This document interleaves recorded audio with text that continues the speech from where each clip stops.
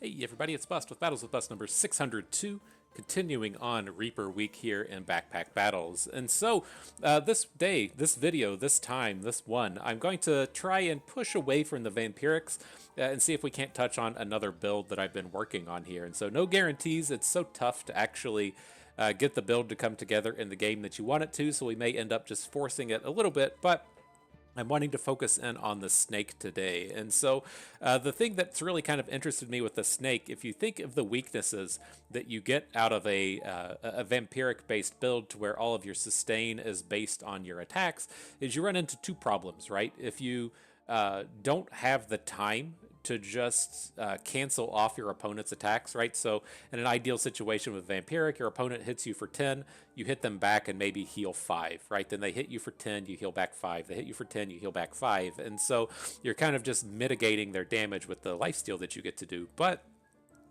if your opponent just hits you with a giant crit, then you're not given the time to heal that back, right? So you're kind of counting on your opponent to hit for 10, heal 5, hit for 10, heal 5, but then your opponent hits you for 20, hits you for 20, hits you for 20. You're not getting to mitigate that damage back as quickly from all of those critical hits. And so the big crit builds from something like a Busted Blade tend to be problematic, and then also things that stop you from attacking. And so if you're getting hit with stuns, or if you're getting hit with, say, frosts out of a Frost Pyromancer, you run into issues there as well. And so what I started to kind of consider with that is just like, how do we get more health? And the answer to that would be something like the snake. And so we don't get that health or that attack-based sustain that you would get out of the 25% lifesteal, but you do end up getting this flat 200, 250 health that can be used in a similar way with a weaker lifesteal that you would just get out of the Vampirics. And so what I'm looking to potentially do is going to be using the snake, and then we'll look to get things like Hungry Blades, and we'll look to get things like Healing Herbs to give us that sustain that we would try and get out of a more standard vampiric build. Otherwise, the kind of sub-theme I like to look towards with the snake is taking advantage of the clovers and taking advantage of the high health. And so with the clovers, it makes items like the flute now useful, the flute generating health, stamina, or clovers, kind of like a different flavor of banana.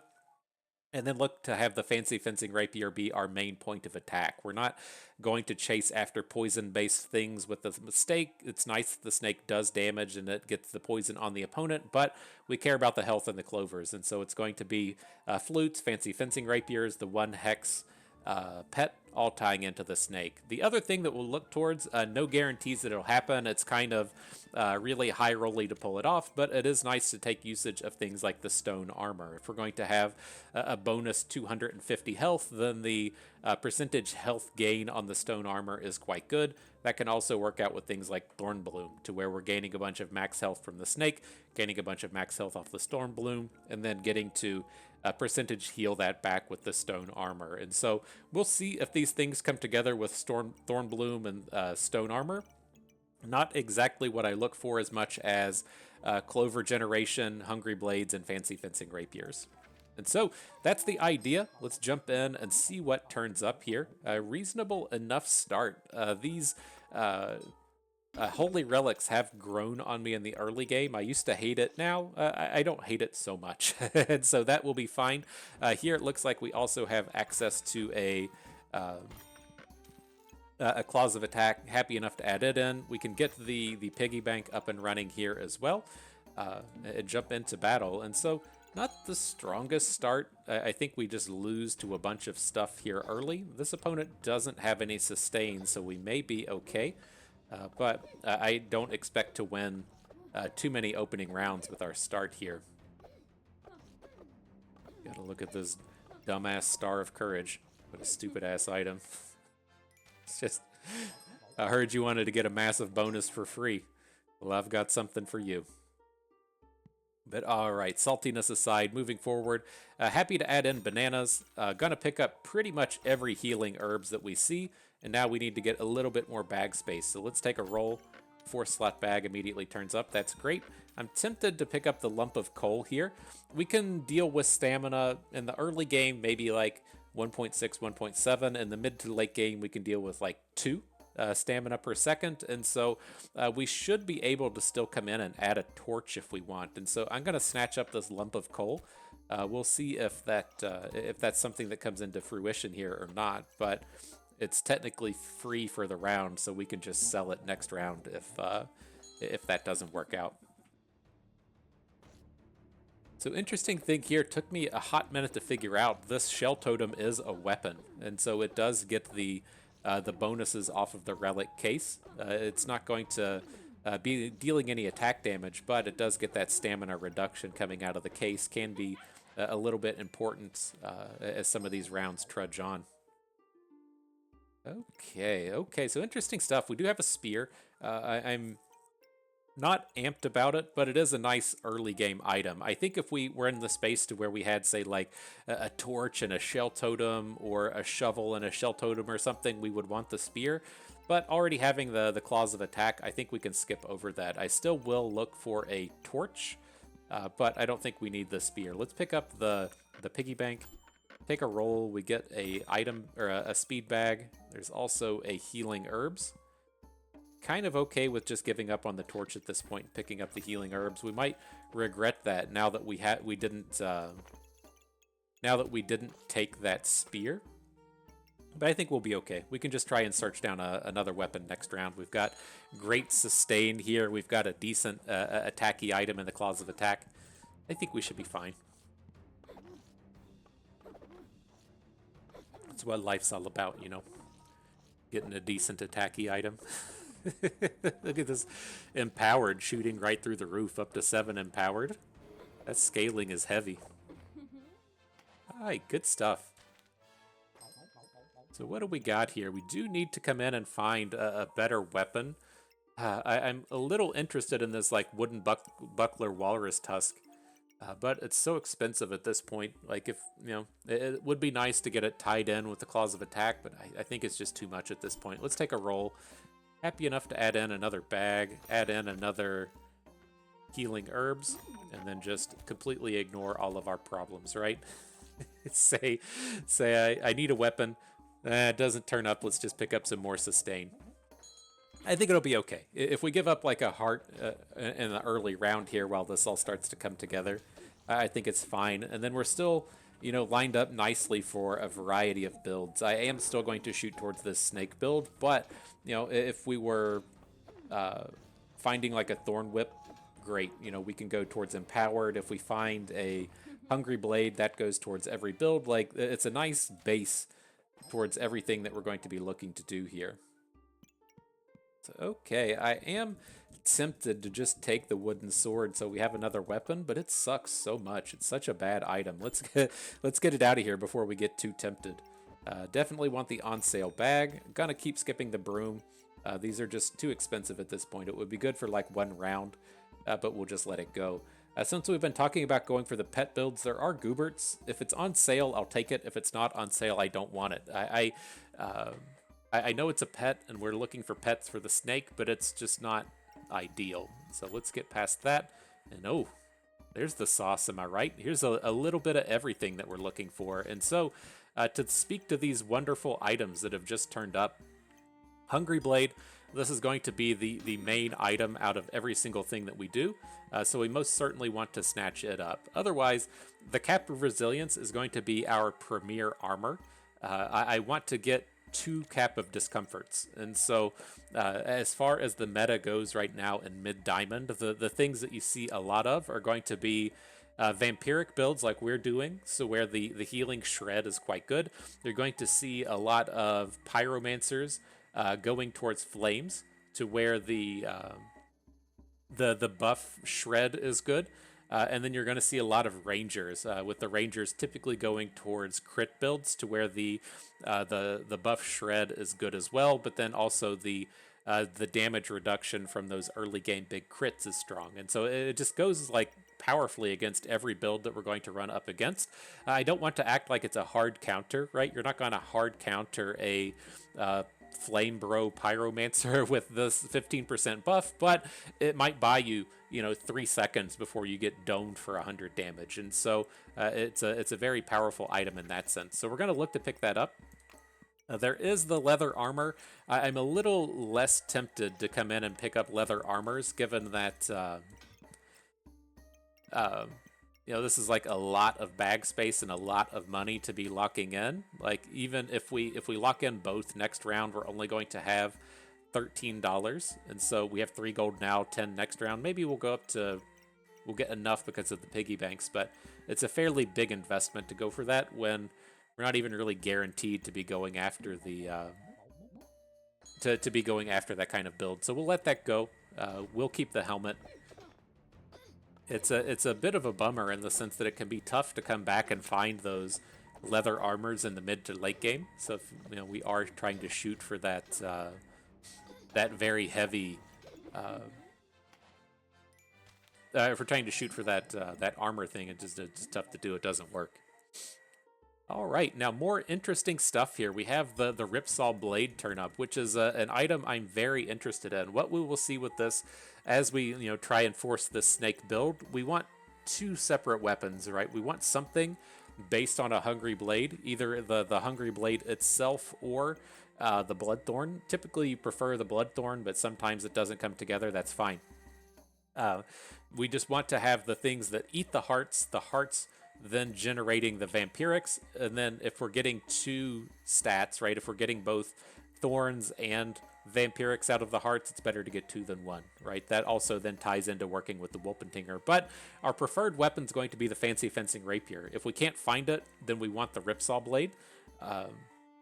And so the spot that we don't want to be in is that we don't have either of them, right? And so at this point, I'm looking to sell the claws, sell the shell totem, pick up the Ripsaw Blade, and then also pick up the helmet out here, because basically my stance on it is if we have to sell the Ripsaw Blade when the Rapier turns up, that's fine. I just don't want to be kind of left in the dark without either of them as the game progresses on here. Now we do still have, we're only at 1.5 stamina. We can kick in a little bit more. We can get these claws of attack in now and only go up to 1.8. We're not generating thorns, so it shouldn't get messed up too much in that sense. Now we can sell off the relic, pick up this hat. Things are looking pretty good. We'll see how the stamina goes. We might need the second banana for the stamina to work here, but I think it's going to be okay. Missed a couple of attacks there. They're starting to drain out now. Yeah, I need that second banana for this to work. It's not the end of the world, right? The way that the kind of stamina resource goes is if you are giving up bag space, right? If we had items sitting in our bag that we would otherwise be able to use, then it would be, a waste, but we don't have anything. And so completely draining out our stamina is not like we lost any money, we lost any bag space. It turned out fine there. But okay, so moving on, here's the corrupted crystal for our cap of discomfort. That's quite good.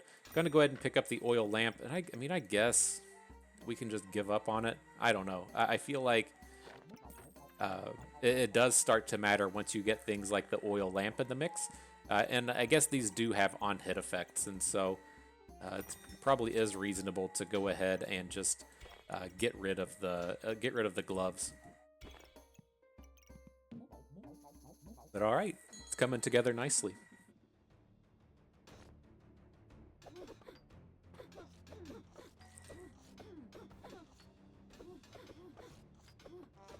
There you go. What's this guy even doing? I saw us get to rip some hearts off of him early. It's always nice to get to shred those hearts off of the vampiric based opponents. Just got tanked right at the very end. It was so close there. It was so close, but it's what it is.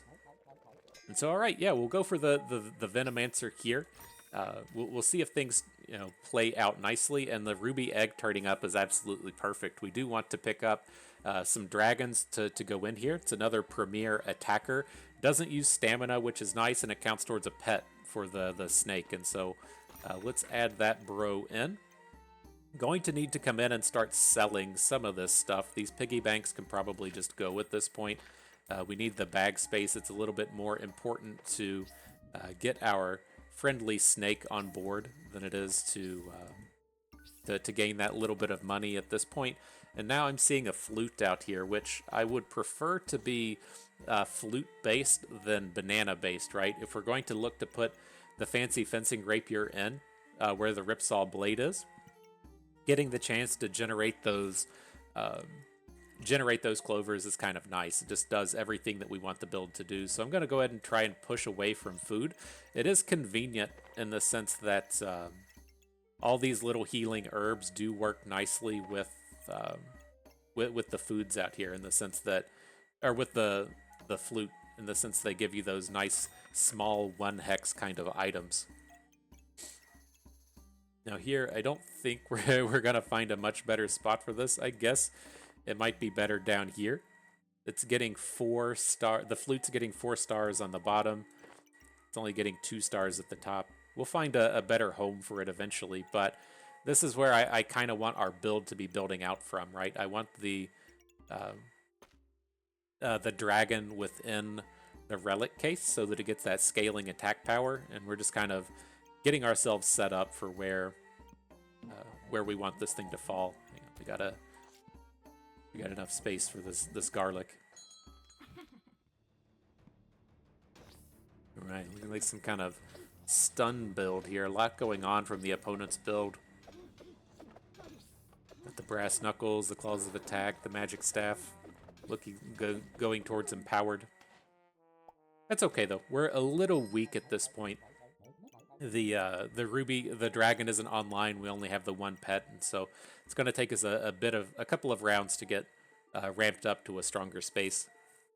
Now here, it's a little interesting with the Shield of Valors. They do play fantastically if you're able to get the stone armor together. We're nowhere near it, so I think we want to just search for more on-point things. We need bag space at this point. Need other pets. Gonna skip past the Goobert. Let's keep rolling and see if anything interesting turns up. Jinx Tortilla does turn up as another pet. I think we can make that fit. Let's see. Let's start selling off some of this stuff. Let's get rid of the banana. Maybe move the cap somewhere a little bit more effective. Guess at the end of the day, right here is where we would want the snake so that it can get the most effectiveness out of this ruby egg. The Jinx Tortilla would then fit somewhere like this, where it's activating the snake and then also landing on all of our good stuff, right? Hitting all 3 weapons when they come online, hitting the oil lamp out here as well. That looks nice. Flute, been a bit of an awkward day for him, but maybe we'll get that improved as the game progresses. All right, looks good. I like how things are coming together. Our weapons kind of suck at this point, right? Our Hungry Blade isn't upgraded, our Dragon isn't online, but the build is coming together. So what's this guy doing? He's got his big Bloodthorn online. Not something you typically see coming out of the Pyromancers. He's starting to he's starting to buff up here while we're not, and so I feel like we got a little bit lucky carrying through that round. But all right, so here we go. Here's the Thorn Whip to upgrade our Hungry Blade. I hope we can get this thing to fit without without being too much of a hassle. I'm not super interested in maintaining our maintaining all of our buffs for this one round. It's just this annoying shit that you have to go through to get this upgrade online, and so we'll deal with one round of having the things in a little bit of inopportune space. God, this shit is just so annoying. It's got to be something like this. I almost did the thing I'll typically do to where I get in and rearrange the bags and then don't have them actually connected. But that looks good. I'm happy with how that is. Going to lock the corrupted crystal. Again, I would like to get a second cap of discomfort if we can, and so reasonable update there. Again, there's probably a way to optimize this, get the Hungry Blade within the relic case, but I'm not going to deal with it for one round. One of the bummers of backpack battles, if you will. It's kind of annoying ass thing to try and min max stuff. I don't have it in me to to sit here and just min max that super hard round for just a single round and then try and come back to it. But all right, that looks good. So here's another bag. Great. Here's a corrupted crystal. That's fine. We can take one more roll here. Not really interested in the blood amulet. Cap of Resilience turns up. That's good. Oil lamp here as well. Not opposed to adding in more oil lamps. So let's just lock both of those. Then we're getting there. We're getting close. If we can't at least not be completely lazy with our flute here, get a couple of these activations up and running.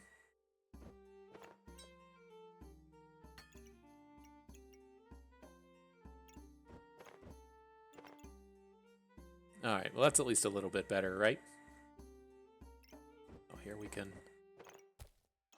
do that. We're just missing 3 stars off of the flute now. Improvements.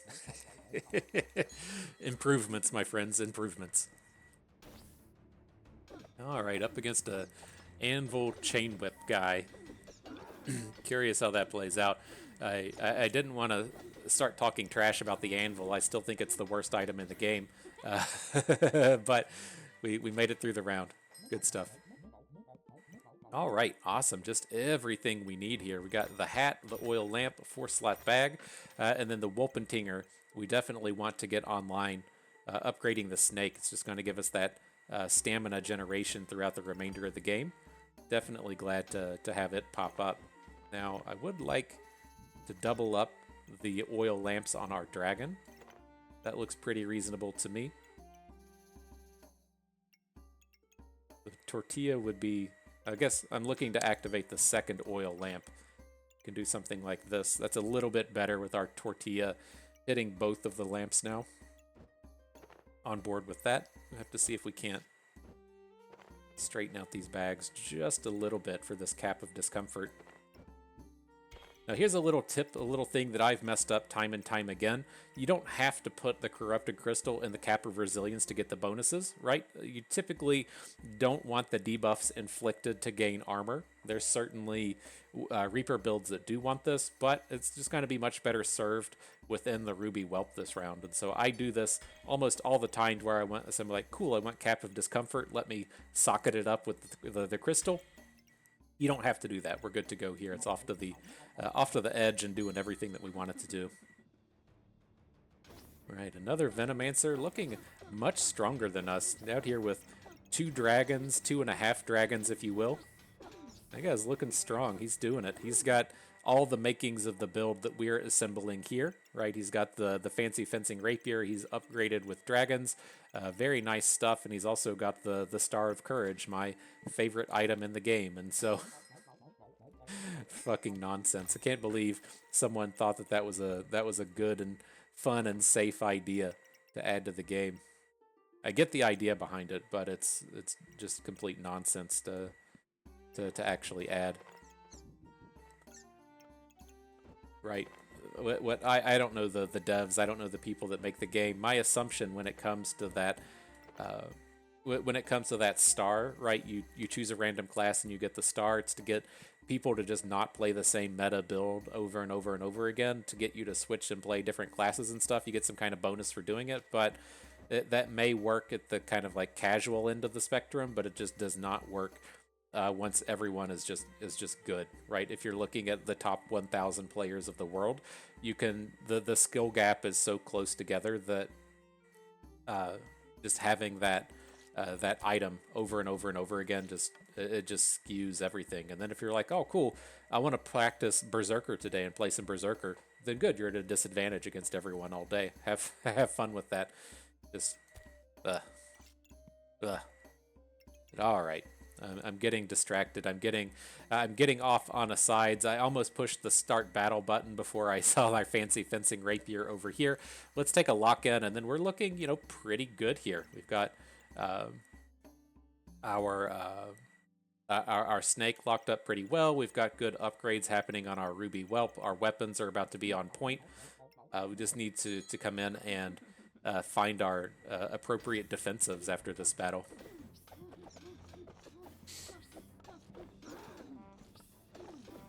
Okay.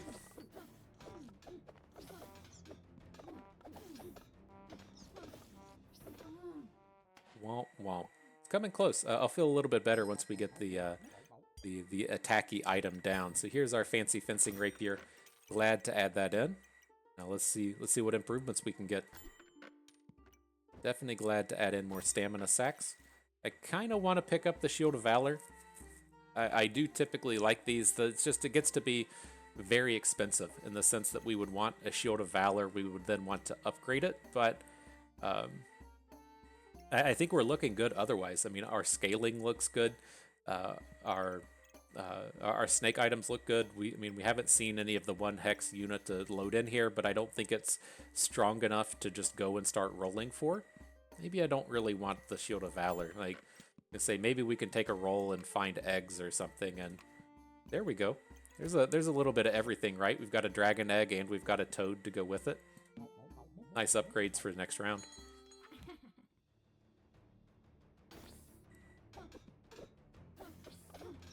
All right, good stuff. You can see we nullified a ton of his clovers right at the very beginning of the battle. It's not something I expect to, carry as hard, but if he needs to hit 15 clovers to get the 25 random buffs, and so at the start of the battle, we nullified 1, 2, 3, 4 of his. I wonder if he actually started with 15. 1, 2, 3, 4, 5, 6. That's tough for me to see. 1, 2, 3, 4, 5, 6, 7, 8, 9, 10, 11. Looks like he was at 13, and so very close. But again, nice to just, if he had some clover gain, it would have just taken him a couple more seconds to hit that 15 and then really pop off with the buffs. That's what we're looking to get out of this Cap of Discomfort, right? It's not a hard counter to what the opponent's doing, but we're just delaying them a little bit. Very, very nice defensive. So jump into the survival rounds. Want the egg? Want the little toad? See how we can upgrade from here. Gotta find a way to get this this ruby egg up and running. I guess that's a reasonable enough location.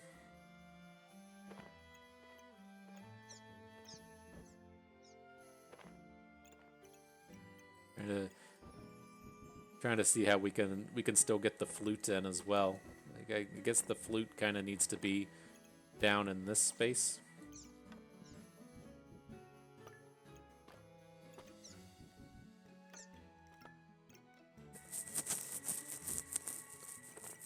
This is probably about where it starts to go, right?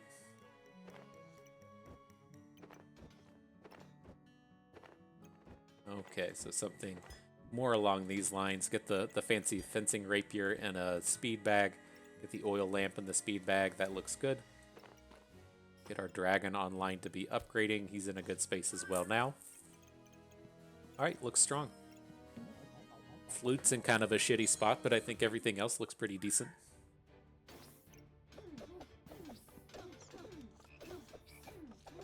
What do we got? The big man of vampire out here. Zinged him. GG, bro. Next round. So, what else do we want? I don't think we really need tortillas at this point. We've already got the one up and running. I guess it is a pretty good deal. It's on sale and stuff. Sure, let's pick it up. Protective purse is good. Not opposed to more armors, but not at full price there. And then a ruby egg turns up. It would only be good on the last round, and we don't have the bags for it. So I'm just going to let that go. 4-slot bag. Definitely on point with what we need. Let's get the tortilla in here on the Wolpentinger. Still landing on a lot of our good stuff. Okay. I dig it. I think we're good. Alright. Button.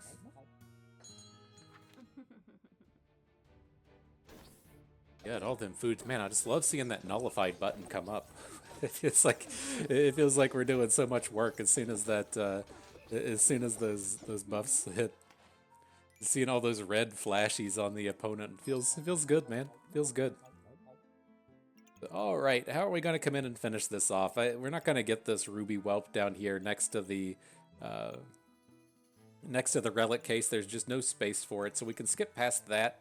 I'm actually not entirely opposed to these gloves of haste landing on both the fancy fencing rapier and on the ruby whelp. It's just like at this stage of the game, what are we realistically going to be adding to our build? Like, I do really like glowing crowns. I didn't watch the last round close enough to decide if we were, close to hitting 10 mana. There is a blueberries in here to help out a little bit. We have the toad and the wolfenting both generating. I mean, maybe it'll work. I don't know. I should have watched a little bit closer, I guess. But let's see with this round how close we are to popping off with this glowing crown. Got all the cards coming at us. Looks like we'll maybe slowly get there. We're just going to win the round. Only got up to 5 mana. That was definitely not consistent enough to really count on. So we'll see if something else comes out of that. Otherwise, don't want any of this stuff. Keep on going. And I guess this is what you do, right? You just keep adding in bag space and blueberries. The only thing we really need is it would be nice to have that one hex toad to get in here and finish off our pet gains, but that kind of is what it is. There are, just additional tortillas if we really want to push towards that. I mean, we can get another activation on the Wolpentinger, I guess. Like, it's hard to convince myself that that's worthwhile. Let's keep going. On sale prismatic. We've only got the 2 darks, the blueberries, and then the glowing crown doesn't really seem super worth. Let's keep going. Another protective purse. I didn't see how close we were in terms of stamina, but let's just make sure we aren't going to lose out, I guess. I don't think we're at the spot, even with the tortillas, to where we'll be attacking so fast that it doesn't... that we run out of stamina. It's getting close. I guess we just drank it. It's a reasonable addition at that point, I guess. All right. Good stuff. Got the takedown, got the victory, got the W. GG, well played. And so, not a bad set of battles. I think that was a pretty decent primer on how I like to chase down this snake build. You're getting the fancy fencing rapier along with the hungry blade, the double cap of discomfort, and then making the pets fit with the snake as best as you can. And then outside of that, instead of chasing after things like food to generate your stamina, you're going to be looking at flutes, even though our flute was very inconsistent here. And so, I think it's pretty reasonable. The thing with me with this build is, as you can compare, say, what we did to what that other guy doing the exact same build did, where he just completely high rolled over us, where he had 3 dragons and already had the fancy fencing rapier. Like, the thing to me when like really getting good at the game is, you understand what the key points of this build are, and that to me is probably just finding a dragon early. But what kind of differentiates making this build better than a vampiric build, right? There's a lot of overlap between the items within the two. Both want hungry blades, both want caps of discomfort, both aren't upset to have dragons in that. Like, what is the thing that we see that says, okay, well, I'm going to pivot away from vampirics because the snake is going to be better at this point? And I think it probably just has to be like the dragon. I guess the vampiric build doesn't hate having a dragon, but it doesn't really help to where the dragons are kind of essential for this build. And so there might be something with that. It might be finding the early fancy fencing rapier. I'm not certain what the pivot point is between the two, other than just saying all right, well, I'm going to force this, right? And so that'll be kind of the next thing for me to figure out. But that's what I think really pushes you in that level from you can probably just take this build, look for these exact items, and find your way up to diamond. And then how do you convert that into from Diamond into Masters, and that's where you're kind of like figuring out the appropriate place for each of these builds to come in and come online. And so that's the kind of next step for us. But hopefully this was, a decent primer on getting the old snake together for you. Doing a little dragon snaking out there on your own should be a good time. And so, good stuff. I had fun with that. I hope you did too, because that is going to do it for us today. So if everyone enjoyed the video, hope you maybe learned a thing or two along the way, and you had a good time watching. This is Bustin' Me. Thank you for being here.